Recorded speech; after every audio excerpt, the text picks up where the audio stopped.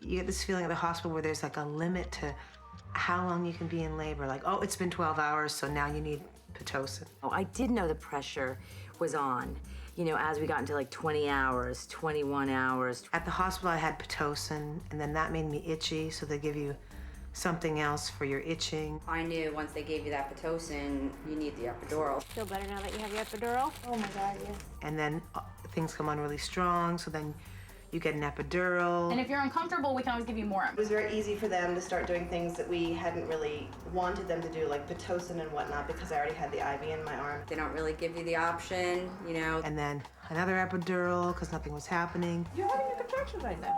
I don't feel the pain. Automatically, they were like, oh, you need an epidural, we'll get the anesthesiologist. So she's getting her epidural, then we'll put in the Foley bulb for induction. They gave me another drug called Stadol. 17 hours of Pitocin. They gave me that, and I remember that made me, I was like, what's going on?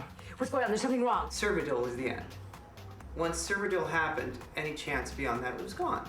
It was gone. I hated that drug. You know, it seemed to me that once they started an intervention, they all just kind of, it was a domino effect. The whole thing is like a big snowball effect.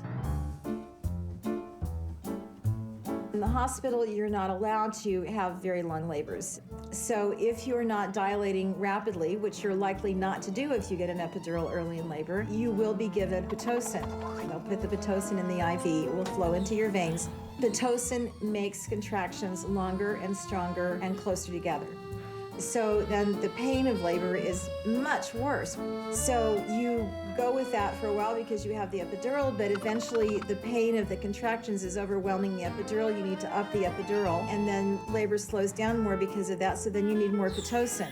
Now you're not feeling the pain of the extra Pitocin because you've got the epidural, but your baby is getting compressed blood and oxygen supply because Pitocin contractions last so long and are so strong, the blood and oxygen flow to the baby is compromised.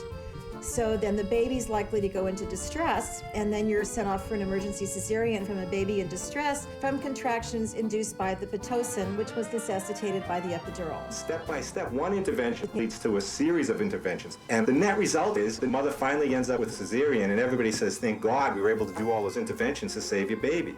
The fact of the matter is, if they didn't start the cascade of interventions, none of that would have been necessary.